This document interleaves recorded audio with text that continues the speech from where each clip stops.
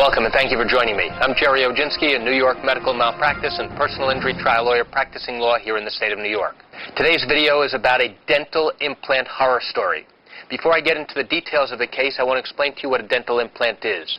It's a titanium screw that gets ratcheted in and screwed into your jaw. A dental implant allows the dentist to have a foundation upon which to build, to put on a tooth, a porcelain tooth, to put on a bridge, or anything else that's going to go on above that.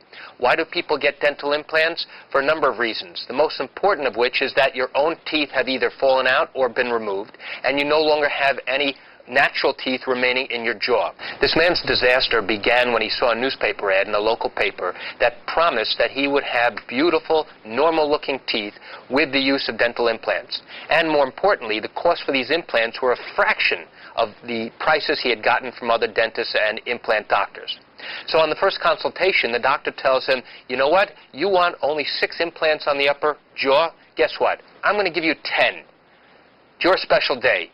And in addition, I think we should take out those 7 remaining teeth. You're doing the top anyway, so why not take out those 7 remaining teeth? We'll put in dental implants on the bottom, not just 6, but another 10, and then we'll give you beautiful porcelain teeth in fixed bridges on the top and on the bottom.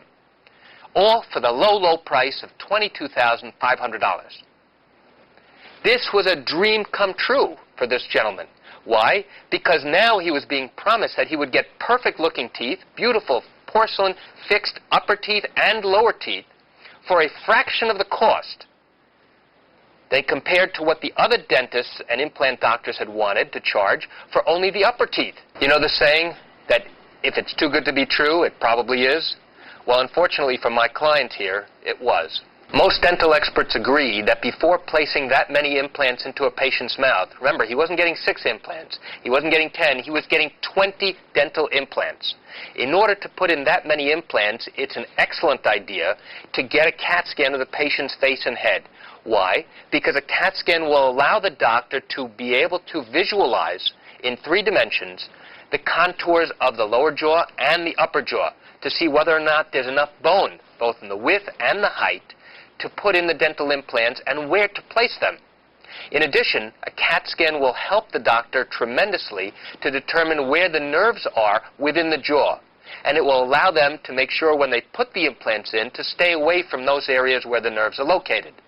Unfortunately for this patient, the doctor chose not to perform a CAT scan prior to starting the dental work. The next part of the horror story involved the fact that this dentist did not use any guide to help him place the initial pilot holes into the jaw, which is where those dental implants, those titanium screws, were going to go. And the guide is used to determine the correct spacing as to where exactly you're going to place those dental implants, because you can't put them too close together. If you do that, you won't be able to put the proper thing on top of it, whether it's a post, whether it's a crown, whether it's a bridge, if it's too close together. Another factor that made this patient's dental treatment a horror was that the dentist put one of the implants into the patient's sinus. In other words, through the jaw, up through the roof of the mouth, into an area that air is only supposed to be. The problem for this patient was that this dentist put the implant into the sinus and never recognized that it was in the sinus. He went for a second opinion and learned for the very first time that there was an implant lodged in his upper sinus. This was in a different part of his mouth that should never have been there. The doctor came to him and said, do you know that you have a dental implant sitting in your sinus? He said, no, why would I know that? He said, well, the dentist who put the implant in should have recognized that this implant is missing. This patient had no teeth in his entire mouth. He became a hermit. He became a social recluse. He stayed at home. He closed the shades. He was unable to get a job. Who wants to hire a man who has no teeth in his mouth? Nobody.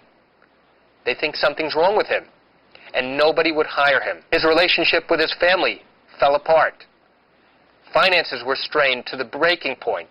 This doctor was never able to fulfill his promises to the patient that he would provide him with all this beautiful work for a fraction of the cost of what everybody else was charging. The patient's own treating dentist said in 30 years of practice he's never seen such horrible botched dentistry. Well, I'm happy to report that on the day that we were scheduled to begin picking a jury, the defense offered sufficient compensation so that my client could go and now have corrective dentistry, which is going to cost a tremendous amount of money, which will involve removing all of the existing dental implants, possibly injuring the bone and nerves, waiting for the healing and recuperation period, and then starting all over again. Hopefully in the next couple of years, this patient will be able to wake up in the morning, walk down the street, smile at people, and say good morning, and not feel self-conscious and worried about what someone's thinking about a man who has no teeth. And that's it for today's video tip on the dental implant horror story. I want to thank you for joining me. I'm Gerry Oginski. Have a great day.